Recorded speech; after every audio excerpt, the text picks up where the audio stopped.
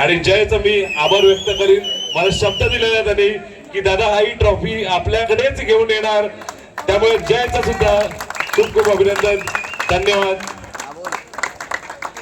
ज्या व्यक्तीवर 10 लाखापैकी 6 लाख रुपये खर्च करून विश्वास दाखवला असा गेल्या वर्षीचा कॅप्टन विनिंग टीमचा, यंदाचा सुद्धा कॅप्टन जो ज्या टीम मध्ये जातो त्याच्या टीमला विजयी करतो असा आपला ओंकार महेकर. जोरदार टाळ्या ओंकार महेकर साठी.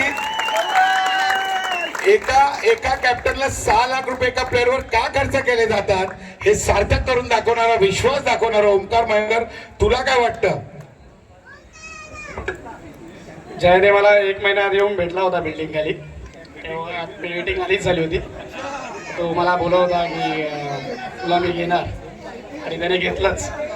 तर शुभमला मी शुभम पण घेणारच होता मला.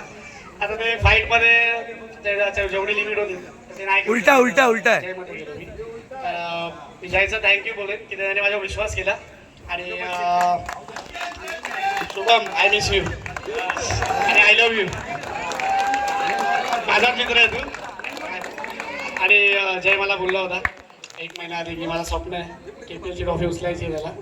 तर मी मला बोललो आपण प्लॅनिंग करूया, कोण काय करतं, कुठली टीममध्ये कोण बॅट्समॅन आहे कोण बॉलर आहे त्या हिशोबाने खेळायचं. शेवटी क्रिकेट प्लॅनिंग करूनच जिंकणार.